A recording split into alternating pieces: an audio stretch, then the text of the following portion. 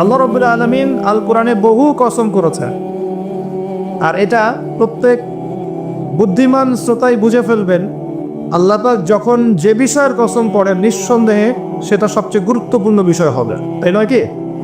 আল্লাহ পাক এখানে সময়ের কসম করছেন, মানে সময়টা আমাদের জীবনে খুবই ইম্পর্টেন্ট একটা জিনিস। সত্যি কথা বলতে আমাদের লাইফের সবচেয়ে ইম্পর্টেন্ট জিনিস হচ্ছে কি? টাইম বা সময়। আমরা যখন মায়ের গর্ভে ছিলাম এবং আমাদের বয়স ছিল 4 মাস 10 দিন, তখন আল্লাহর পক্ষ থেকে একজন ফেরেশতা এসেছিলেন, এসে মায়ের গর্ভে রূহটাকে ফুঁকে দিয়েছেন এবং 4টা বিষয় লিখে দিয়েছেন। 1 নম্বর, এই গর্ভের সন্তানের হায়াত কতটুকু হবে। 2 নম্বর, তার রিজিক কি কি হবে। 3 নম্বর, সে সৌভাগ্যবান হবে না দুর্ভাগ্যবান হবে। 4 নম্বর, সে দুনিয়াতে কি কি আমল করবে। এই 4টা বিষয় লিখে দেওয়া হয়েছে। এর মধ্যে সবচেয়ে ইম্পর্টেন্ট বিষয় হচ্ছে হায়াত সময়, সে কতদিন বাঁচবে। হায়াতের মধ্যে বরকত হয়, কিন্তু আল্লাহ পাকের নির্ধারিত হায়াত কিন্তু বাড়েও না কমেও না। আল্লাহ পাক যে সময় নির্ধারণ করেছেন এই সময়টুকুই আমাদের দুনিয়ার হায়াত। আল্লাহ পাক নির্ধারণ করে বলেছেন, লিয়াবলুয়াকুম আইয়ুকুম আহসানু আমালা। এই হায়াত মওত সৃষ্টি করার বিষয়টা হচ্ছে আল্লাহ পাক দেখতে চান দুনিয়াতে তোমাদের মধ্যে কাজে কে শ্রেষ্ঠ, কাজে কে উত্তম, আহসানকে, কাজে সেরাকে। আল্লাহ পাক দেখতে চান না আমলের মধ্যে এভারেজকে, গতানুগতিককে। আল্লাহ পাক দেখতে চান আমলের শ্রেষ্ঠকে। কাবীর মানে বড়, আকবর মানে সবচেয়ে বড়, সগীর মানে ছোট, আসগর মানে আরো অনেক ছোট, হাসান মানে হচ্ছে ভালো উত্তম, আহসান মানে সবচেয়ে ভালো, বেস্ট ওয়ান। আল্লাহ পাক দেখতে চান লিয়াবলুয়াকুম আইয়ুকুম আহসানু আমালা। তোমাদের মধ্যে দুনিয়াতে আমলে আহসানকে। আল্লাহ পাক এভারেজ মুসলিম দেখতে চান না, এক্সেপশনাল মুসলিম দেখতে চান। আমি কি বোঝাতে পারছি? এই জন্য আল্লাহ পাক হায়াত ও মওত সৃষ্টি করেছেন এবং দুনিয়ার জীবনটা আমাদেরকে উপহার দিয়েছেন। আরেকটা উদ্দেশ্য হচ্ছে আল্লাহ পাক দেখতে চান এই কারাগারের জীবনে আমাদের শ্রেষ্ঠকে এবং কে আল্লাহ পাকের বিধানগুলো মেনে চলে, এবং কারা কারা আল্লাহ পাকের জমিনের মধ্যে তার খেলাফতের দায়িত্ব পালন করে। আমরা কিন্তু আল্লাহর খলিফা। আমরা কি আল্লাহর খলিফা? আমাদের পিতাকে আল্লাহ পাক সৃষ্টি করেছিলেন পৃথিবীতে আল্লাহর খলিফা হিসাবে। আল্লাহর খলিফার কাজ কি? শুধু ইবাদত করাই খলিফার কাজ নয়। আল্লাহর খলিফার কাজ হচ্ছে আল্লাহ পাকের জমিনের মধ্যে ন্যায় বিচার প্রতিষ্ঠা করা, আল্লাহর বিধান প্রতিষ্ঠা করা। এটা আল্লাহর খলিফার কাজ। যদি পৃথিবীতে আমরা আল্লাহ পাকের বিধান প্রতিষ্ঠা না করে শয়তানের বিধান প্রতিষ্ঠা করি, তাহলে আমরা আল্লাহর খলিফা থাকবো না, শয়তানের খলিফা হয়ে যাব। আমি কি বুঝতে পারছি? আল্লাহ পাক দুনিয়ার এই কারাগারের জীবনটাতে আমাদেরকে নির্ধারিত সময় দিয়েছেন, ওয়াল আসরি, সময়ের কসম। আরেকটা অর্থ এখান থেকে নেওয়া যায়, সেটা হলো আল্লাহ পাক সময়ের কসম করে আমাদেরকে মূলত অতীতকালের দিকে তাকাতে বলছেন। কোন দিকে? অতীতের দিকে। কোরআন খুললে আপনি দেখবেন, আমার সামনে যে কিতাব আছে আল্লাহ পাকের কিতাব আল কোরআনুল কারীম, এই কোরআনুল কারীমকে আপনি 3টা ভাগে ভাগ করতে পারবেন। একটা অংশে গিয়ে দেখবেন এখানে আছে হুকুম আহকাম, কি করা যাবে কি করা যাবে না, কি করতে হবে কি করতে হবে না। দ্বিতীয় অংশে গিয়ে আপনি পাবেন আল্লাহ রাব্বুল আলামিনের তাওহীদ, রিসালাত, আখিরাত, এই বিষয়টা পাবেন। আল্লাহ এক, মুহাম্মদ সাল্লাল্লাহু আলাইহি ওয়াসাল্লাম শেষ নবী, এবং আখিরাত, এর পরের জীবন, এর ধাপগুলো, হিসেব নিকেশ, জান্নাত জাহান্নাম, এগুলো পাবেন। আরেকটা অংশে গিয়ে আপনি পাবেন ইতিহাস। কি পাবেন? ইতিহাস, পূর্ববর্তী নবীগণের ইতিকথা পাবেন। একদম আদম আলাইহিস সালাম থেকে শুরু করে শেষ নবী মুহাম্মদ সাল্লাল্লাহু আলাইহি ওয়াসাল্লাম পর্যন্ত পুরো হিস্ট্রি আপনি কোরআনে পাবেন ইনশাআল্লাহ। আল্লাহ পাক বলে আসরি বলে আমাদেরকে একটু পিছনের দিকে তাকাতে বলছেন, একটা জিনিস লক্ষ্য করতে বলছেন। সেই জিনিসটা কি? সেই জিনিসটা হচ্ছে আল্লাহ পাক লক্ষ্য করতে বলছেন যে আদম আলাইহিস সালাম থেকে শুরু করে শেষ নবী পর্যন্ত, বলেন মুহাম্মদ রাসূলুল্লাহ সাল্লাল্লাহু আলাইহি ওয়াসাল্লাম পর্যন্ত আল্লাহ পাকের একটা কমন সুন্নত দেখা যাচ্ছে। কমন সুন্নত, সাধারণ সুন্নত। কি সুন্নত? প্রত্যেক যুগে যুগেই যারা আল্লাহ পাকের বিধান মেনেছে, তার নবীর আনুগত্য করেছে, আল্লাহ পাক সেই মুমিন মুসলিম বান্দাদেরকে দুনিয়াতেও নাজাত দিয়েছেন, পরকালেও জান্নাত দিয়েছেন। ঠিক আছে কথা? আচ্ছা, আরেকটা সুন্নত হচ্ছে প্রত্যেক যুগে যুগে আদম থেকে নিয়ে শুরু করে মুহাম্মদ সাল্লাল্লাহু আলাইহি ওয়াসাল্লাম পর্যন্ত প্রত্যেক যুগে যুগেই যে বা যারাই আল্লাহর কথা শোনে নাই, আল্লাহর বিধান মানে নাই, তার নবীর আনুগত্য করে নাই, আল্লাহ পাক দুনিয়াতেও ধ্বংস করেছেন, আখিরাতেও ধ্বংস করেছেন। এই সুন্নতটা ইতিহাসে একদম কমন। আমি এক্সাম্পল দিয়ে বুঝাচ্ছি। নূহ আলাইহিস সালামের যুগে চলে যান, একটু খেয়াল করে দেখেন 950 বছর দাওয়াত দেওয়ার পরে মাত্র 40টা বা 80টা পরিবার ইসলাম কবুল করেছে। আল্লাহ পাক এই সারা দুনিয়ায় সেই 80টা পরিবারকেই বাঁচিয়ে রাখলেন, নিষ্কৃতি দিলেন, উদ্ধার করলেন, বাকি সবাইকে ডুবিয়ে মেরে দিলেন। আল্লাহর সুন্নাত, আল্লাহ পাকের কিছুই পরোয়া নাই। পরোয়া আছে? আচ্ছা, তারও একটু আগে যান, আদম আলাইহিস সালামের 2 ছেলে হাবিল এবং কাবিল, মনে আছে? কাবিলের কুরবানি কবুল হয় না, হাবিলেরটা কবুল হয়। তো এখানে হিংসা, এখানে কি হিংসা, পরশ্রী কাতরতা। তারটা কেন কবুল হয়, আমারটা কেন হয় না? এই হিংসার বশবর্তী হয়ে এক পর্যায়ে কাবিল হাবিলকে হত্যাই করে ফেলল, এবং সেই হত্যাকাণ্ডের সাক্ষী ছিল একটা পাখি, তার নাম কি? কাক। কাক, হ্যাঁ। বিষয়টা হচ্ছে যে কাক সাক্ষী যে আদম আলাইহিস সালাম এর 2 সন্তান, এক সন্তানকে হত্যা করার পর আরেক সন্তান মাথায় হাত দিয়ে বসে আছে, কিভাবে তার ভাইকে দাফন করবে এই জ্ঞান তার কাছে নাই। আল্লাহ পাক কাককে পাঠালেন, সে মাটি খুঁড়ে দেখালো কিভাবে দাফন করতে হয়। তার মানে শিক্ষা আমাদের চারপাশেই আছে। শিক্ষা গ্রহণ করার জন্য সবসময় টেক্সট বুকের প্রয়োজন হয় না। শিক্ষা গ্রহণ করার জন্য সবসময় টেক্সট বুকের প্রয়োজন হয় না। এই ডারউইনের মতবাদের প্রয়োজন হয় না। শিক্ষা গ্রহণ করার জন্য একটু দূরদর্শিতাই যথেষ্ট। বহু মানুষ এই পৃথিবীতে বেঁচে আছেন যাদের অক্ষর জ্ঞান নাই, লিটারাল জ্ঞান নাই, কিন্তু তারা অনেক বেশি অভিজ্ঞতা সম্পন্ন আছেন না? আচ্ছা, এমনকি আমাদের প্রিয় নবী মুহাম্মদ রাসূলুল্লাহ সাল্লাল্লাহু আলাইহি ওয়াসাল্লাম কিন্তু এই আক্ষরিক জ্ঞান আর আলিফ বা তা সা এগুলো লিখতে পড়তে জানতেন না। এদিকে আপনারা জানেন আল্লাহ পাক তাকে শেষ নবী করেছেন, এবং আমরা তাকে বলি তিনি উম্মি। উম্মি মানে হচ্ছে অক্ষর জ্ঞানহীন। কিন্তু এই পৃথিবীর সবচাইতে জ্ঞানী মানুষ, ইতিহাসের শুরু থেকে শেষ পর্যন্ত সবচাইতে জ্ঞানী মানুষ হচ্ছে মুহাম্মদ রাসূলুল্লাহ সাল্লাল্লাহু আলাইহি ওয়াসাল্লাম। অক্ষর জ্ঞানী সব কিছু নয়। সিগনেচার করতে পারলেই এই আপনার একটা জাতি জ্ঞানী হয় না। সাক্ষরতার হার বাড়লেই একটা জাতি জ্ঞানী হয় না। একটা জাতি জ্ঞানী হয় তখন যখন তার ভিতরে আধ্যাত্মিক পরিবর্তন আসে, যখন তার ভিতরে মানবিক গুণগুলি ইনস্টল হয়, যখন সে মানবতার কল্যাণে কাজ করতে পারে, যখন সে খারাপ পথে যায় না, ন্যায়ের পথে থাকে, অন্যায়ের পথে যায় না, তখন সে ভালো হয়। অক্ষর জ্ঞান সব কিছু নয়। আর আমরা এখন পাশের হারটাকে বেশি ফোকাস করি। কত পার্সেন্ট পাশের হার, কত পার্সেন্ট শিক্ষিত, এটা বড় কথা নয়, কত পার্সেন্ট পাশের হার। পাশের হার সব কিছু নয়। একটা দেশ আছে এখনো পৃথিবীতে, তার নাম ভুটান। কি নাম? বলা হয় যে পৃথিবীর সবচেয়ে সুখী দেশগুলোর মধ্যে একটা হচ্ছে ভুটান। তারা কীরকম জানেন? কৃষিকাজ করে, হ্যাঁ কৃষিকাজ করে, দিন আনে দিন খায়, চাষাবাদ করে, ফসল ফলায়, যে ফসল খাওয়া দাওয়া পথ করার পরে যেটা বেঁচে যায় সেটা এক্সপোর্ট করে। কেউ কারোর সাথে হানাহানিতে যায় না।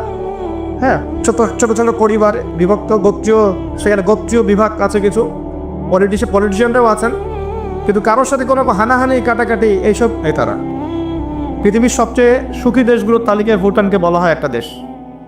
যে শিক্ষা নিলেন কাবিল কার কাছ থেকে? কাকের কাছ থেকে। এখানে একটা হাদিস মনে পড়ে যায়, শেয়ার করি। নবী সাল্লাল্লাহু আলাইহি ওয়াসাল্লাম বলেছেন, এই পৃথিবীতে প্রথম হত্যাকাণ্ড সংগঠিত করেছিল কাবিল। এজন্যই এই পৃথিবীতে যত মানুষকে অন্যায়ভাবে হত্যা করা হবে, বিনা কারণে অন্যায়ভাবে হত্যা করা হবে, এই সমস্ত খুনের যে পাপ, এই পাপের একটা অংশ কাবিলের আমল নামায় যুক্ত করা হবে। বলি নাউজুবিল্লাহ। সপ্তাহে জারিয়া যেমন আছে, আরেকটা টার্ম আছে, সেটা হলো গোনাহে জারিয়া। এটা কি? একটা মাদক দ্রব্যের বার ফেলেছেন, আপনি মারা যাওয়ার পরেও যদি মানুষ মাদক খেতে থাকে, কবরে শুয়ে শুয়ে গোনা পাবেন ইনশাআল্লাহ। একটা গান গেয়েছেন যেখানে আজে বাজে মিউজিক আছে, বা আজে বাজে শিরকি কথা আছে, কুফুরি কথা আছে, মানুষকে আপনার আল্লাহ থেকে দূরে সরাচ্ছে। যত মানুষ সেই গান গাবে এবং শুনবে, আপনার মৃত্যুর পরেও কবরে শুয়ে শুয়ে সেই গোনা পাবেন ইনশাআল্লাহ। একজন মানুষ সিনেমা হল করেছে এবং সেখানে নগ্ন ছবি প্রদর্শন করা হয়। আর এখনকার বেশিরভাগ সিনেমাতেই নগ্ন ছবি দেখানো হয়, কারণ এখন অনলাইনে ঢুকলেই মনে হয় এই জগৎ সমান সমান যৌনতা, মানে এই পৃথিবীটাই মানে যৌনতা, সবখানেই যৌনতা। এমনকি একটা স্যান্ডো গেঞ্জি কিনতে যাবেন, সেখানেও দেখবেন একটা নগ্ন মেয়ের ছবি দিয়ে রেখে দিয়েছে, মানে সব যৌনতা। তো এই যে সিনেমা হলটা করেছেন, যত মানুষ এখানে সিনেমা দেখবে, যদি আপনি মারাও যান, যত মানুষ সিনেমা দেখতে থাকবে, এই গুনার একটা অংশ আপনার কবরে অটোমেটিক ট্রান্সফার হতে থাকবে ইনশাআল্লাহ। এভাবেই যদি আপনি মাদ্রাসা করেন, যত মানুষ পড়বে, আগামীতে শিক্ষিত হবে, দিনের জ্ঞান অর্জন করে মানুষের মধ্যে দাওয়াতের কাজ করবে, সমস্ত নেক আমলের একটা অংশ আপনি পাবেন ইনশাআল্লাহ। একটা মসজিদ করেছেন, মসজিদে ইনভেস্ট করেছেন, একটা মসজিদ করে দিয়েছেন, এই মসজিদে যত মানুষ নামাজ করবে ইনশাআল্লাহ আপনি এর একটা নেকির ভাগিদার হবেন ইনশাআল্লাহ। আপনি একটা বই লিখেছেন অথেন্টিক সুন্দর, এই বই যত মানুষ করে উপকৃত হবে, আপনি কবরে শুয়ে শুয়ে নেকি পাবেন ইনশাআল্লাহ। ভালো কিছু বলেছেন, ভালো লেকচার দিয়েছেন, যত মানুষ শুনবে, আমল করবে, জীবন পরিবর্তন করবে, ইনশাআল্লাহ আপনি কবরে শুয়ে শুয়ে নাকি পাবেন ইনশাআল্লাহ। এটা সবচেয়ে সেরা ইনভেস্ট, সবচেয়ে সেরা ব্যবসা। আল্লাহ পাক আমাদেরকে এ ধরনের ব্যবসা বেশি বেশি করার তৌফিক দান করেন। এখানে একটা প্রশ্ন আসবে যে হাবিলকে কেন কাবিল হত্যা করলো? উত্তর হচ্ছে হিংসা। উত্তরটা কি? এই কাবিলের সুন্নত কিন্তু 1400 বছর না, 1400 বছর তো নবীর যুগই চলে গেছে। আসলে এই লক্ষ লক্ষ বছরের পরেও কাবিলের এই সুন্নত কিন্তু শেষ হয়ে যায় নাই, এখনো কিন্তু হাবিল কাবিলের সুন্নত সমাজে আছে। যখনই দেখা যাবে যে কেউ কোনো ভালো কাজ করছে, ভালো কিছু হচ্ছে, তারপর এক শ্রেণীর কাবিল অটোমেটিক বের হয়ে যাবে যারা এই হাবিলের পিছনে লেগে যাবে। কথা ঠিক কিনা?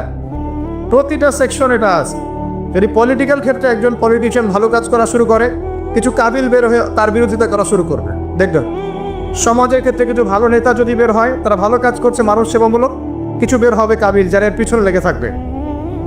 ধর্মীয় ক্ষেত্রেও দেখবেন যদি ভালো কিছু আলেম, ওয়াইজ, ভালো মুফাসসির, আপনার লেখক বা ভালো কিছু বের হয়, ভালো কোনো পার্সন বের হয় যারা দ্বীনের জন্য কাজ করছেন, উম্মার জন্য কাজ করছেন, এক শ্রেণীর কাবিল অটোমেটিক বের হয়ে যাবে যাদের কাজই হবে 24 ঘন্টা তার পিছনে লেগে থাকা। এতে করে ফায়দা কি? এতে করে কাবিলদের কোনো ফায়দা নেই, এতে করে হাবিলের ফায়দা আছে। কিরকম ফায়দা? হাবিল কি বলছিল? হাবিল বলছে যে তুমি যদি আমাকে মারার জন্য হাত প্রশস্ত করো, আয়াতটা পুরো দেখেন সূরা মাইদার মধ্যে আছে, শুরুর দিকেই আছে, তুমি যদি আমাকে হত্যা করার জন্য হাত প্রশস্ত করো, আমি কখনো তোমাকে হত্যা করার জন্য হাত বাড়াবো না। এটা হাবিলের কথা।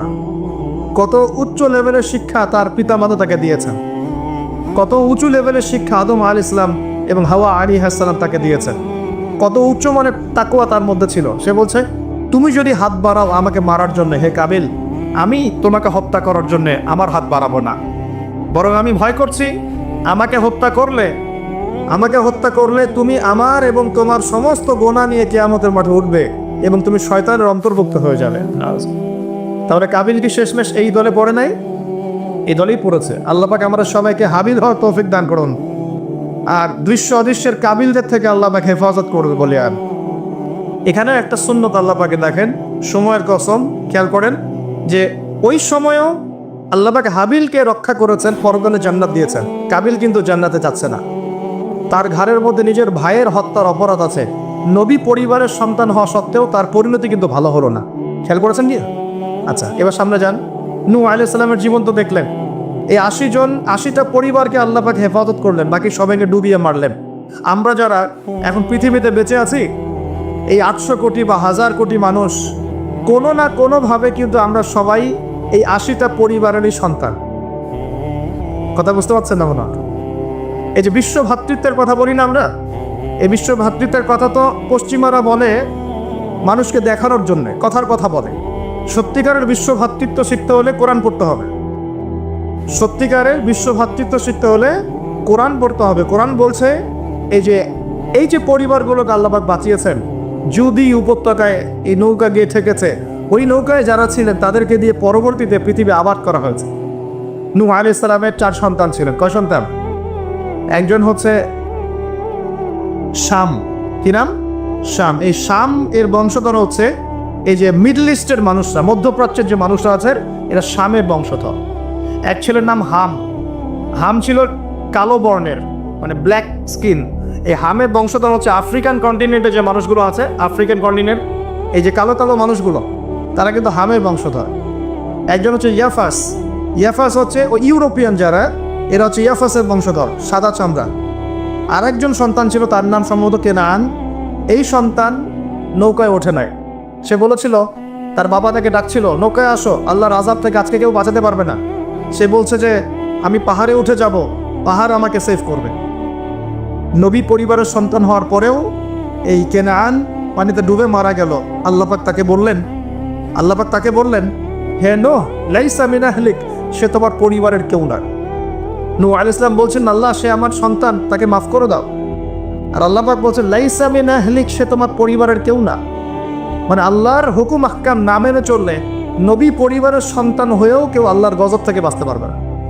আর আমরা তো কিছুই না, আমরা কিছু তা আমাদের অহংকার শোভা পায় আমি অমুক আলেমের সন্তান, অমুক মুহাদ্দিসের সন্তান, অমুক বক্তার সন্তান, হ্যাঁ অমুক পলিটিশিয়ানের সন্তান, অমুক রাষ্ট্রনেতার সন্তান। এইসব জাতি বর্ণ গোত্র এগুলো আল্লাহর আযাব থেকে বাঁচাতে পারবে না যদি কোরআন সুন্নাহ ফলো না করে চলে। এটা মূল কথা। আরো সামনে যান। এবার ইব্রাহিম আলাইহিস সালামের যুগটা আপনাকে দেখায়, ওই যুগের সময়টা দেখেন বলে আসলি। ওইখানে আল্লাহ রাব্বুল আলামিন ইব্রাহিম আলাইহিস সালাম এবং তার অল্প সংখ্যক অনুসারীকে উদ্ধার করেছেন, বাঁচিয়েছেন। নমরুদের এই বিশাল রাজত্ব আল্লাহ পাক ধসিয়ে দিয়েছেন কি দেন নাই? আল্লাহ সুন্নত পরিবর্তন হয়েছে হয়। আল্লাহ পাক ইব্রাহিম আলাইহিস সালামকে আগুনের পরীক্ষা থেকেও বাঁচিয়েছেন, আর নমরুদকে সামান্য মশা দিয়েই মেরে ফেলেছেন। আল্লাহ সুন্নত কোনো পরিবর্তন হয়নি। নবী মূসা আলাইহিস সালামের যুগে যান, ফেরাউনের বিশাল বাহিনী, এখনকার এই রাশিয়ান বা ন্যাটো বা ইউরোপিয়ান কন্টিনেন্টে যত আছে এই সবগুলোকে একত্রিত করলেও মনে হয় ফেরাউনের বাহিনীর মতো হবে না। এই পুরো বাহিনীটাকে মনে হয় 1 ঘন্টার মধ্যেই আল্লাহ পাক লোহিত সাগরে ডুবিয়ে মেরে দিলেন, একদিনের মধ্যেই। আল্লাহ পাকের কোনো পরোয়া নাই। আর বনু ইসরাইল আর মূসা আলাইহিস সালামকে আল্লাহ পাক উদ্ধার করলেন। আল্লাহ পাকের সুন্নত এটাই, যুগে যুগে ওয়াল আসরি, একই সুন্নত। আজ জাতির কথা দেখেন, বিশাল আকার দেহের মানুষ ছিল, একদম তাল গাছের সমান সমান লম্বা। তার একটা কথা বলতো, মান আশাদ্দু মিন্না কুওয়া, আমাদের চেয়ে শক্তিশালী কে আছে, তারা বলতো এই কথা। আল্লাহ পাক ওদেরকে 6 দিন 7 রাতের মধ্যেই এই বাতাসের তীব্র বেগে উপড়িয়ে দিলেন, খেজুর গাছের কাণ্ডের মতো ঘরের সামনে পড়ে থাকলো। কেউ বাঁচাতে পারলো না। বাঁচাতে পারলো? পরের জেনারেশন আসলো সামুদ জাতি, তাদের নবীর নাম কি? সালেহ আলাইহিস সালাম। সালেহ আলাইহিস সালাম দাওয়াত দিলেন, তারা দাওয়াত কবুল করলো না। আল্লাহ পাক সালেহ আলাইহিস সালাম এবং তার সাথী জাতিকে বজ্রপাত, বিদ্যুৎ চমকে না বিদ্যুৎ, এই বিদ্যুৎ দিয়ে পুরো সামুদ জাতিকে আল্লাহ পাক ধ্বংস করলেন। কিভাবে ধ্বংস করলেন জানেন? একবার খালি একটা শব্দ হয়েছে, বিকট এক শব্দেই শেষ। একটা বিকট শব্দ, ব্যাস এক শব্দের সবার জান চলে গেছে, জান কবজ হয়ে গেছে এক শব্দের মধ্যে। সামুদ জাতি শেষ। একটা জাতির নাম ছিল মাদিয়ান, কওমে মাদিয়ান। এই জাতির নবী ছিলেন শুআয়ব আলাইহিস সালাম। এই জাতির পাপ ছিল, তারা মাপে কম দিত। কি করতো? আজকে যারা ব্যবসা করে মাপে কম দেন, সতর্ক হয়ে যাবেন। একটা জাতির উপর দুর্ভিক্ষ নেমে আসে তখন যখন ওই জাতি মাপে কম দেয়। আমাদের সমাজে প্রচুর ব্যবসায়ী আছেন যারা মাপে কম দেন, ভেজাল খাওয়ান, একদিনের খাবার আরেকদিন খাওয়ান, মিথ্যা কসম করে পণ্য বিক্রি করেন এবং মানুষকে বিষ খাওয়াতেও দ্বিধাবোধ করেন না, সামান্য কয়টা টাকার জন্য। সামান্য কয়টা টাকার জন্য। কয়দিন আগে দেখলেন না এই যে বিরিয়ানি একটা রেড করলেন, দেখেন নাই? ওই যে 2 গ্লাস খাওয়াচ্ছে, খান আপনারা খান, ওরা খাবে না, ওরা খাচ্ছে না। এরকম ব্যবসায়ীর সংখ্যা কি কম না বেশি? সবখানেই প্রতারণা। আমি এদিকে আসছি পরে ইনশাআল্লাহ। মানে শেষ জামানার সবচেয়ে বড় সমস্যাগুলোর মধ্যে একটা হচ্ছে বিশ্বাসহীনতা, প্রতারণা। এই জামানে আমানত উঠে যাবে। কি উঠে যাবে? আমানত উঠে যাবে। আমানতদার ব্যক্তি খুঁজে পাওয়া যাবে না। নবীজি বলছেন ফসকার মতো মনে হবে, ফসকার মতো। গায়ে ফসকা পড়লে যেমন 2-1টা দাগ থেকে যায়, এরকম আমানতদার ব্যক্তি রেয়ার খুঁজে পাওয়া যাবে। মানুষ বলবে অমুক গ্রামে একটা আমানতদার ব্যক্তি আছে, এত রেয়ার হয়ে যাবে। সবখানে প্রতারণা। ঢাকার মতো শহরে যারা আমরা থাকি, মানুষের চোখে মুখে গেলে অবিশ্বাস, খালি অবিশ্বাস। কেউ কাউকে বিশ্বাস করতে পারে না। কেউ যদি একটা ভিক্ষুক যদি এসে গ্লাসের মধ্যে নক করে বলে যে আমাকে 2টা টাকা দেন, আমি ভাত খাইনি 3 দিন, বিশ্বাস করতে কষ্ট হয় যে সত্যি সত্যি নিচ্ছে না মিথ্যা নিচ্ছে। এত অবিশ্বাস এখন। তারপরে ভিক্ষারও সিস্টেম, বলে যে আমাকে একটা কম্বল কিনে দেন, আর বড় বড় ফিগার চাচ্ছে, বড় ফিগার। আমি শাড়ি কিনবো, আমি লুঙ্গি কিনবো। সবার কাছে এই কথা বলে বলে সে টাকা উঠাচ্ছে। পরে গিয়ে দেখেন ওই টাকার একটা অংশ সে মাশাআল্লাহ নষ্ট করে ফেলছে, আর একটা অংশ দিয়ে কী করছে জানেন? শুনলে অবাক হয়ে যাবে। একটা কোলের বাচ্চাকে নিয়ে ভিক্ষা করছে। কোলের বাচ্চা, এই কোলের বাচ্চাটা সে হায়ার করে আনছে একজনের কাছে, ভাড়া নিয়ে আসছে। সেটা তার বাচ্চা না, অন্য কারো বাচ্চা ভাড়া নিয়ে আসছে, এবং সেই বাচ্চাটাকে ঘুমের ওষুধ খাইয়ে দেয়। কি খাইয়ে দেয়? ঘুমের ওষুধ খাইয়ে দেয়। ফিডারের সাথে অন্য কিছুর সাথে ঘুমের ওষুধ খাইয়ে দেয়। বাচ্চা ঘুমায় আর বাচ্চাকে ফেলে রেখে সে বলে যে বাচ্চা অসুস্থ, চিকিৎসার জন্য টাকা দেন, চিকিৎসার জন্য টাকা দেন। মানুষ টাকা দিয়ে যায়, কেউ দেয় কেউ দেয় না, দিয়ে যায়। এই যে একটা টাকা হয় সারাদিন শেষে, বাচ্চা ঘুমিয়ে আছে, বাচ্চা ঘুমের ওষুধ খাওয়া। তারপরে এই বাচ্চাটার ওসিলায় যে টাকাগুলো সে আর্ন করলো হারাম পথে, এর একটা অংশ সে এই বাচ্চার আসল পিতা মাতাকে দিবে, দিয়ে বাকি অংশ সে সিন্ডিকেট করে খেয়ে ফেলবে। এটাও হয় ঢাকা শহরে। তাহলে এই যুগে আপনি কাকে বিশ্বাস করবেন? কিভাবে বিশ্বাস করবেন? কিভাবে বিশ্বাস করবেন? এটা অবিশ্বাসের যুগ চলছে। জনগণ সরকারকে বিশ্বাস করতে পারে না, সরকার জনগণকে বিশ্বাস করতে পারে না। সমাজ নেতা জনগণকে বিশ্বাস করতে পারে না, জনগণ সমাজ নেতাকে বিশ্বাস করতে পারে না। একজন ইমাম সাহেবকে মুসল্লি বিশ্বাস করতে পারে না, মুসল্লিকে ইমাম সাহেব বিশ্বাস করতে পারে। কোনো কোনো ক্ষেত্রে একটা ওয়াজ মাহফিল হচ্ছে, ওয়াজ মাহফিলের আয়োজক কমিটিকে বক্তা বিশ্বাস করতে পারে না, বক্তাকে ওয়াজ মাহফিলের কমিটি বিশ্বাস করতে পারে। এমনও হচ্ছে, ওয়াজ করে চলে গেছি, এমনও হয়েছে যে খামের ভিতরে সব পাত্তি, কিছুই নাই। তো এরকমও যে হইতে পারে সেটা তো কল্পনা ছিল না। আসেন হুজুর দেখা যাবে, আসার পরে আর দেখার নাম নাই। কোনো কোনো মাহফিল হয়েছে এমন, মাহফিল সে নেমে গাড়িতে ওঠার পর মাহফিল কমিটির ফোন নাই, বন্ধ। কীভাবে বাসায় যাবো কোনো ফিকির নাই। তো প্রত্যেকটা ক্ষেত্রে প্রতারণা, প্রতিটা সেক্টরে, উপর থেকে নিচ সব জায়গায় প্রতারণা।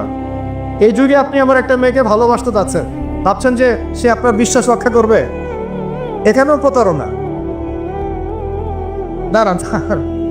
দাঁড়ান আমি কন্টেন্ট হারিয়ে ফেলবো। ছেলেকে বাবা বিশ্বাস করতে পারছে না, বাবাকে ছেলে বিশ্বাস করতে পারছে না। দেখেন, সন্তানের জন্যে সম্পত্তির জন্যে ছেলে বাবাকে হত্যাও করেছে। এই যুগে ঘটনা, সম্পত্তির জন্যে ছেলে মাকে হত্যা করেছে। আমি উত্তরবঙ্গের একটা ঘটনা জানি, মাকে জবাই করে দিয়েছে সন্তান সম্পত্তির জন্যে। স্বামী স্ত্রীকে বিশ্বাস করতে পারে না, স্ত্রীকে স্বামী বিশ্বাস করতে পারে না। হ্যাঁ, তো এই জামানার সবচেয়ে বড় সমস্যা হচ্ছে এই জামানা থেকে বিশ্বাস উঠে গেছে, কেউ কাউকে বিশ্বাস করতে পারে না। খেয়াল করে দেখবেন, ইভেন বাজারে যাচ্ছেন, বাজারে গেলে কেনাকাটা করছেন, একটা অবিশ্বাস সমাজ ছোট মুখে, না জানি ও আমাকে ঠকায় দেয় কিনা। কেউ যদি ভালো মতো এসে এক কাপ চাও অফার করে, ভাই আসুন চা খাই এক কাপ, বিশ্বাস করতে কষ্ট হবে, না জানি চা এসে যাবে কি খাওয়াই দেয়। সব ক্ষেত্রেই, প্রতিটা ক্ষেত্রেই একই অবস্থা। তো দেখেন, ওই সমাজে ওই মাদিয়ান কওমের মধ্যে এই অবিশ্বাস ছিল, প্রতারণা ছিল, আর মানুষকে তারা মাপে কম দিয়ে ঠকাতো। যে সুন্নত এখন চলছে, এখনো সে কোরআন আল্লাহ পাক কেন নাজিল করছেন, কেন এত ইতিহাস বলছেন? কারণ শেষ জামানার এই উম্মতে মুহাম্মাদি সাল্লাল্লাহু আলাইহি ওয়াসাল্লামের মধ্যে এই সমস্ত সমস্যাগুলো আবার নতুন করে দেখা দিবে। এই কারণেই তো আল্লাহ পাক আমাদেরকে জানাচ্ছেন, আগে এটা হয়েছে, আগে এটা হয়েছে, আগে এটা হয়েছে, সতর্ক থাক। কেন কোরআনে বারবার মূসা আর ফেরাউনের কথা আসছে? 136 বার আছে নবী মূসা আলাইহিস সালামের কথা ফেরাউনের সাথে। এতবার কেন? যেখানে আমাদের নবীজির নাম মাত্র 4 বার। কেন এতবার? কারণ শেষ জামানায় উম্মতে মুহাম্মাদির সময়ে মূসা এবং ফেরাউনের সময় যা যা হয়েছিল এগুলোর পুনরাবৃত্তি হবে আবার। আল্লাহ পাক সচেতন থাকতে বলছেন। এ যুগেও কি নতুন করে ফেরাউনরা বের হয়ে আসে নাই? ফেরাউন এবং তার দলবল বনু ইসরাঈলের উপরে যা করেছিল, এখন ইহুদিরা সেই মুসলিমদের উপর তাই করছে না? একই জিনিস ঘুরে ফিরে আসছে। এই কারণে আল্লাহ পাক আমাদেরকে সতর্ক থাকতে বলছেন, বারবার কোরআনে এগুলো রিপিট করছেন। ইতিহাস কেন ব্যাখ্যা করছেন আল্লাহ পাক? বলে আসরি, সময়ের কসম, সময়কে মূল্যায়ন করেন, সময়ের পিছনের দিকে তাকিয়ে দেখেন সময় কত সময় চলে আসছে। এই কমে মাদিয়ান মাপে কম দিত। আমরা যারা ব্যবসা করি আল্লাহর ওয়াস্তে মাপে কম দিবেন না। একজন সৎ ব্যবসায়ী, আমি দুটো হাদিস শোনাই, আমি তাদেরকে ভালোবেসেই বলছি, ব্যবসায়ীদেরকে আমি ভালোবাসি, কারণ তার অন্ততপক্ষে সুদের মধ্যে রাখছেন না। এখন ব্যবসা করে আপনি যদি হালাল ধরে রাখতে না পারেন তাহলে ব্যবসাটা বৃথা হচ্ছে। আল্লাহ পাক বলছেন ওয়াহাল্লাল্লাহুল বাই'a ওয়া হাররামা রিবা, আল্লাহ পাক ব্যবসাকে হালাল করেছেন, সুদকে হারাম করেছেন। আপনি সুদ খাচ্ছেন না, ব্যবসা করছেন, আলহামদুলিল্লাহ। কিন্তু যদি আপনি মাপে কম দেন, মিথ্যা কসম করে পণ্য বিক্রি করেন, সিন্ডিকেট করেন, মাল ইচ্ছা করে মজুত করে পরে দাম বাড়িয়ে দেন, এই যে 2 নাম্বারই যদি করেন, আমানতের খেয়ানত করেন, তাহলে আপনাদের এই পাপের কারণে পুরো জাতির উপর দুর্ভিক্ষ নেমে আসবে। এটা হাদিস। আর যদি আপনি সৎ ব্যবসায়ী হতে পারেন, নবী সাল্লাল্লাহু আলাইহি ওয়াসাল্লাম বলেছেন, নবীদের সাথে, শহীদদের সাথে আপনার হাসর হবে ইনশাআল্লাহ। একজন সৎ ব্যবসায়ী নবীগণ, শহীদগণের সাথে ইনশাআল্লাহ তাআলা কিয়ামতের মাঠে হাসর করবে ইনশাআল্লাহ তাআলা। আমরা কি এটা চাই না? আর এক শ্রেণী মানুষকে আমি ভালোবাসি, তারা হচ্ছেন পলিটিশিয়ান। কেন ভালোবাসি? কারণ তারা অ্যাটলিস্ট কাপুরুষতার পরিচয় না দিয়ে নিজের কাঁধে দায়িত্ব নিয়ে সমাজ সংস্কার করার চেষ্টা করছে। আমাদের সমাজে দুই ধরনের মানুষ আছে। এক, যারা খালি সমালোচনা করতে পারে, ভালো মন্দ কমেন্ট করতে পারে। আর এক শ্রেণীর মানুষ চ্যালেঞ্জ গ্রহণ করতে পারে যে আমি চ্যালেঞ্জ নিয়ে এটাকে পরিবর্তন করব। এই দুই শ্রেণীর মানুষ পাবেন আপনি। এক, কোনো কাজের না, সারাদিন কমেন্ট করতে পারে, এটা ভালো না, এটা ভালো, এটা খারাপ, এটা এই, এটা সেই, এটা করতে হবে, ওটা, মানে এদেরকে আমি নাম দিয়েছি করতে হবে গ্রুপ অফ ইন্ডাস্ট্রিজ। মানে করতে হবে, এটা করতে হবে, ওইটা করতে হবে, এটা করা উচিত, ওইটা করা উচিত। খুবই বুদ্ধিদীপ্ত মানুষেরা, কিন্তু কাপুরুষ। কারণ নিজেরা চ্যালেঞ্জ গ্রহণ করে এটা বিপদ ফেস করে সামনে যেতে পারে। আলেমদের ভুল ধরছেন, আপনি নিজে আলেম হচ্ছেন না কেন? আলেমদের অনেকের ভুল ধরছে, তো আপনি পড়াশোনা করে আলেম কেন হচ্ছেন না? সমাজ পরিচালনাকারীদের ভুল ধরছেন, সমালোচনা করছেন, তো আপনি সমাজ চালাচ্ছেন না কেন? রিস্ক নিচ্ছেন না কেন? দাঁড়ান, আসেন এখানে।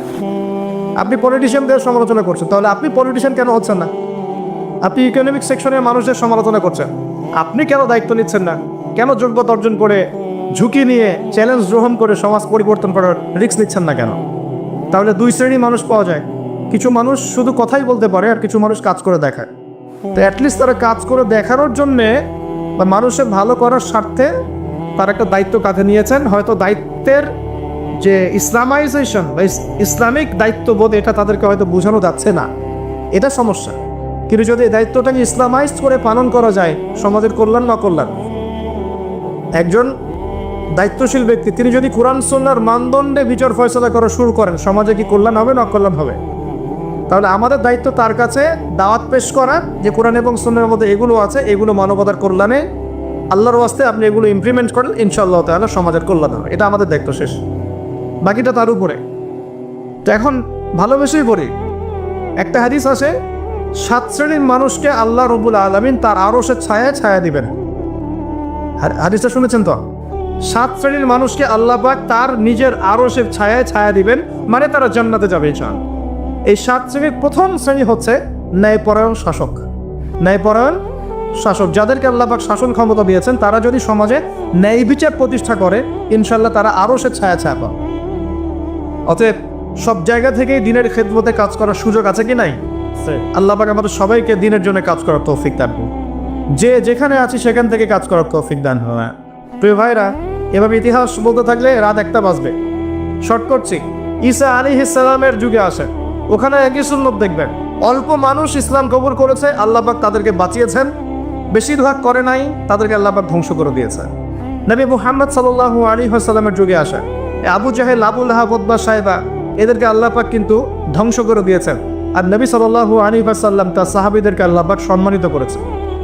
ওয়াল আসরি, সময়ের কসম, আল্লাহ পাক দেখাচ্ছেন আমাদেরকে প্রত্যেক যুগে যুগেই। খেয়াল করেন, প্রত্যেক যুগে যুগে ইতিহাসের শুরু থেকে শেষ পর্যন্ত যারাই আল্লাহ পাকের বিধানগুলো মেনে চলবে, তার নবীর আদর্শ মেনে চলবে এবং আল্লাহর বিরুদ্ধাচরণ করবে না, ইনশাআল্লাহ আল্লাহ পাক দুনিয়াতেও সফল করবেন, পরকালেও জান্নাত দিবেন ইনশাআল্লাহ তাআলা। আর প্রত্যেক যুগে যুগে যারাই আল্লাহ এবং তার রাসূলের বিরুদ্ধাচরণ করবে, নবী রাসূলের আনুগত্য করবে না, আল্লাহর বিধান মানবে না, দুনিয়াতেও ধ্বংস করবেন, পরকালে আযাব দিবেন ইনশাআল্লাহ। এই সুন্নতের কোনো ব্যতিক্রম হবে না। আল্লাহ পাক আমাদের সবাইকে এই কথাটা বোঝার তৌফিক দান করুন। এবারে সময় বা মহাকারের কসম আল্লাহ পাক আরেকটা কারণে করেছেন, যুবক ভাই আপনি বোঝেন। এই সময় বা মহাকারের কসম আল্লাহ পাক আরো একটা কারণে করেছেন, সেটা হলো আল্লাহ পাক আমাদের হায়াতকে মূল্যায়ন করতে বলছেন। আল্লাহ পাক আমাদের হায়াতকে মূল্যায়ন করতে বলছেন। একটু চোখ বন্ধ করে রাত্রেবেলা চিন্তা করবেন। মনে করেন আপনার হায়াত 60 বছর। কত বছর? মনে করেন, ফর এক্সাম্পল, চোখ বন্ধ করবেন, আজকে বাসায় গিয়ে ঘুমানোর সময় দোয়া দরুদ করে চোখটা বন্ধ করে ভাববেন, আদনান ভাই কথাটা বলে গেছে, একটু ভাবি। এইটুক যদি ভাবতে পারেন আজকে বাসায় গিয়ে, আজকে ওয়াজ আমার সফল ইনশাআল্লাহ। এই যে 200 কিলো আসছি, আবার 200 কিলো যাবো, ইনশাআল্লাহ সফল। কি ভাববেন প্রিয় ভাই? আমিও কিন্তু তরুণ, আমি কিন্তু বুড়া হয়ে যাই নাই। বুড়া হয়ে গেছে এখনো? আচ্ছা, আপনিও তরুণরা একটু ভাবি, চোখ বন্ধ করে ভাববেন যে আল্লাহ পাক আপনাকে সৃষ্টি করেছিলেন আল্লাহর ইবাদত করার জন্য। সূরা জারিয়াত 56 নম্বর আয়াত, ওয়া মা খালাকতুল জিন্না ওয়াল ইনসা ইল্লা লিয়াবুদুন। 1 2 আল্লাহ পাক আপনাকে সৃষ্টি করেছিলেন যাতে করে আল্লাহর দিনটাকে আপনি আল্লাহর জমিনে প্রচার করেন, প্রসার করেন, প্রতিষ্ঠা লাভ করেন। এই দুইটা আপনার কাজ ছিল। এখন আপনার বয়স হয়ে গেছে 30 বা 25, ধরে নেন যে আপনার হায়াত 60 বছর, তার মানে আপনার জীবনে বাকি আছে এখন 30 বছর। এই যে 30 বছর আপনি নষ্ট করেছেন বা চলে গেছে, চোখ বন্ধ করে চিন্তা করবেন এই 30 বছরে কত ওয়াক্ত নামাজ পড়েছেন, কতদিন রোজা রেখেছেন, এই 30 বছরে 30টা আয়াত আপনি পড়েছেন কি না, এই 30 বছরে 30টা সূরা আপনি শিখেছেন কি না, 30 বছরে আপনি 30টা ইসলামিক বই পড়েছেন কি না, আপনি নবীর 30টা হাদিস পড়েছেন কি না, 30 দিন জামাতের সাথে নামাজ পড়েছেন কি না, 30 দিন দিনের দাওয়াত দিয়েছেন কিনা, 30টা দিন দান সদকা করেছেন কিনা। আমি খুব বেসিক কথা বলছি, আমি বলিনি আপনি 30 দিন 30টা যুদ্ধ করেছেন কিনা, এই কথা বলিনি। আমি আপনি বেসিক কথা বলছি, একদম বেসিক প্রাইমারি কথা। আপনি 30 দিন নামাজ পড়েছেন কিনা, 30টা রোজা ঠিক মতো রাখছেন কিনা, আপনি কি 30 বার মেয়েকে দেখে চোখ নামাতে পেরেছেন কিনা, আপনি কি 30টা সূরা শিখেছেন কিনা, 30 বার আপনি কি রাসূলের জীবনী পড়েছেন কিনা, তার হাদিস পড়েছেন কিনা, আপনি কি নবী সাল্লাল্লাহু আলাইহি ওয়াসাল্লামের স্ত্রীদের নাম জানেন কিনা, তার জীবনী জানেন কিনা, আকীদা কি জিনিস আপনি জানেন কিনা, 30টা মাসলা মাসাইল আপনি বোঝেন কিনা। আপনি চিন্তা করবেন আজকে, এই একটা চিন্তা আপনার জীবনটাকে বদলে ফেলবে ইনশাআল্লাহ। এই একটা চিন্তাই যথেষ্ট আপনার জীবনকে বদলে ফেলার জন্যে। এই চিন্তাটা আরেকভাবে করবেন, এটা ভাবার পরে আপনি চোখটা খুলবেন, চোখটা খুলে সাদা কাগজ নিয়ে বসবেন, উঠে বসবেন, বসে আপনি লিখবেন। কি লিখবেন? আপনি লিখবেন এই 30 বছরে আপনি কতগুলো গুনাহ করেছেন, মনে পড়ে কি কি। হয়তোবা, আমি দোয়া করি যেন এমনটা না হয়, তবে হয়তোবা আপনি খুঁজে পাবেন এই 30 বছরে আপনি বেনামাজি ছিলেন, হয়তোবা।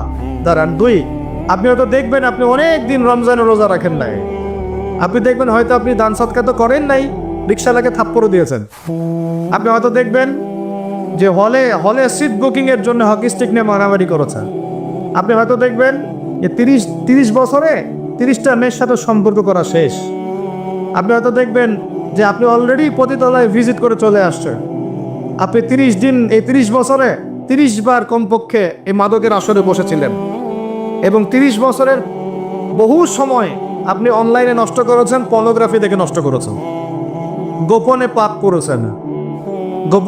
করেছেন, হ্যাঁ, আরও অনেক কিছুই করেছেন। আপনি হয়তো এটা খুঁজে পাবেন। মিথ্যা বলেছেন, প্রতারণা করেছেন, মাপে কম দিয়েছেন, অন্যের উপর অত্যাচার করেছেন। আপনি আপনার যৌবনকে কাজে লাগিয়ে, এই শক্তিটাকে কাজে লাগিয়ে আপনি ইসলামের বিরুদ্ধাচরণও করেছেন, হয়তো এটাও পাবেন।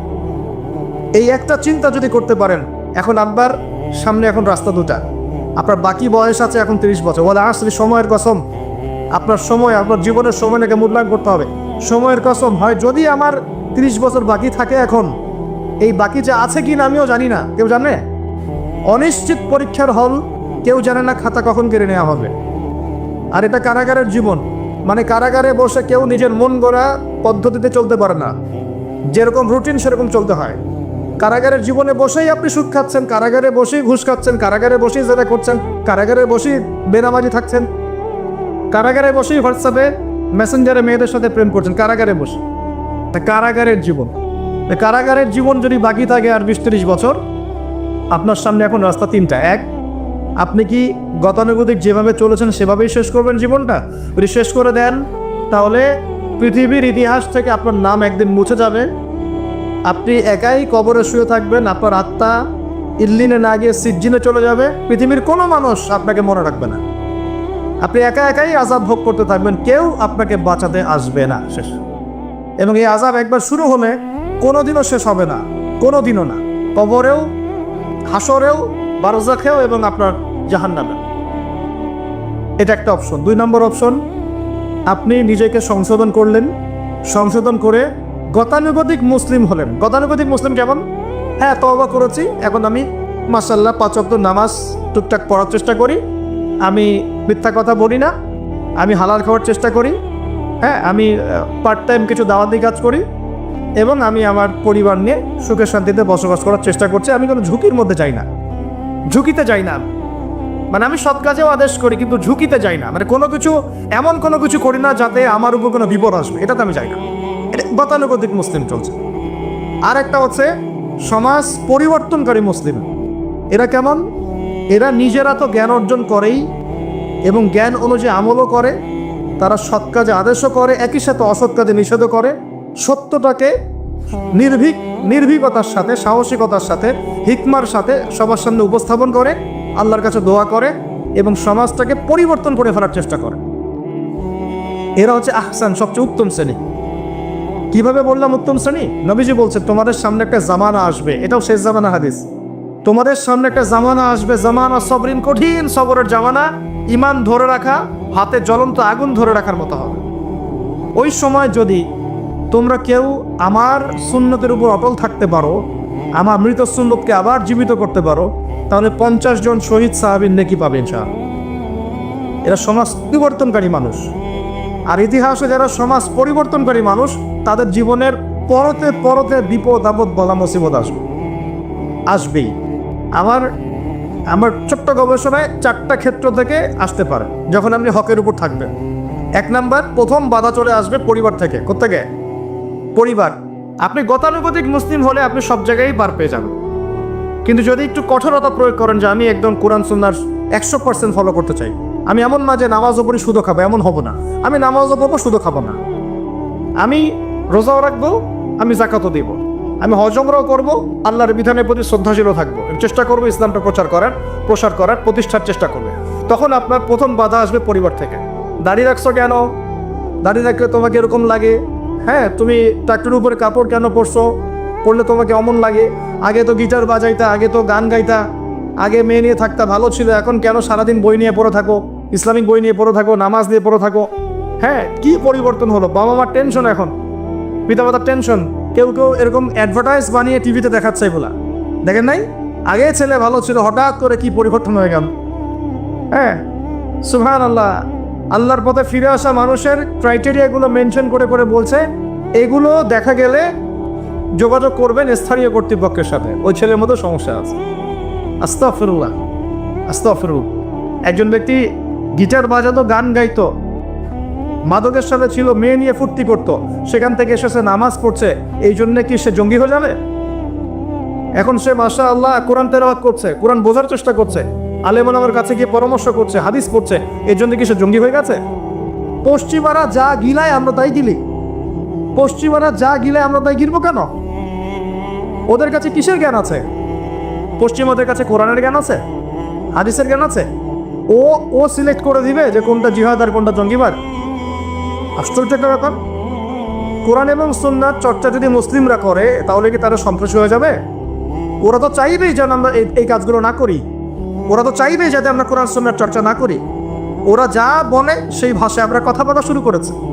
ওরা বলছে, একটু পরে আমি বোঝাচ্ছি আপনাদেরকে, ওরা বলেছে যে জ্ঞান সেটাই, ভালো করে বোঝেন, জ্ঞান সেটাই যেটা পরীক্ষা নিরীক্ষা, যুক্তি বিজ্ঞান, দর্শন দিয়ে লাভ করা যায়।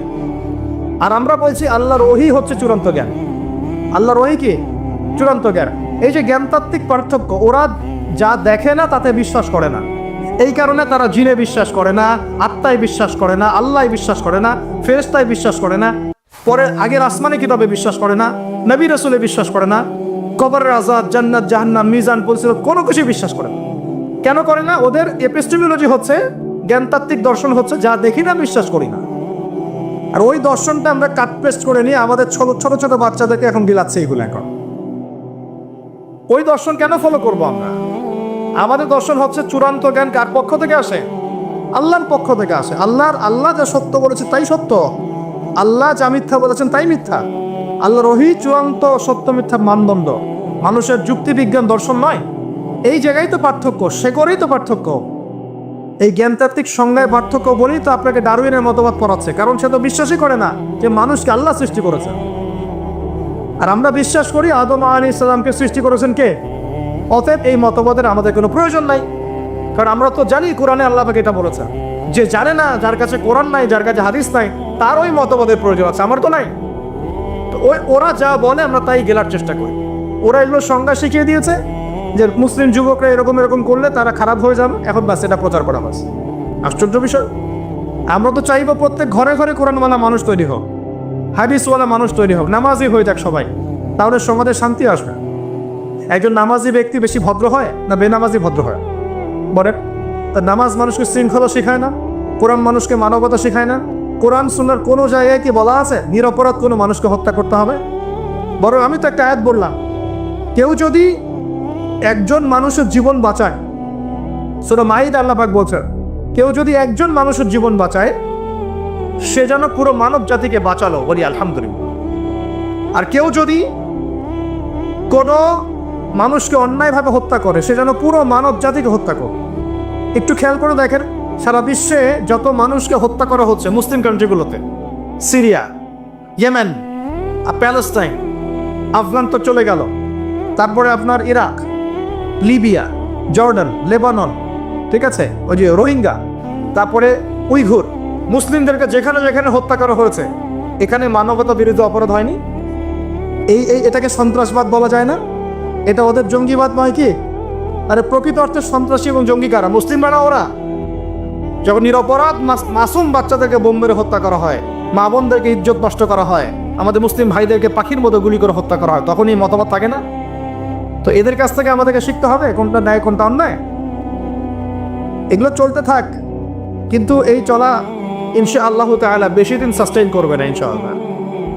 কারণ আমরা শেষ জামানার ছাত্র, আমরা জানি যে এই জুলুম ইনশাআল্লাহ তাআলা এই বিশ্বের বেশি দিন থাকবে না ইনশাআল্লাহ। অচিরে আল্লাহ রাব্বুল আলামিন এমন প্রজন্ম আনবেন, এমন নেতা আনবেন যাকে আল্লাহ পাক বলছেন তার নাম হবে মাহদি, এবং তার নাম মুহাম্মদ, তার টাইটেল মাহদি।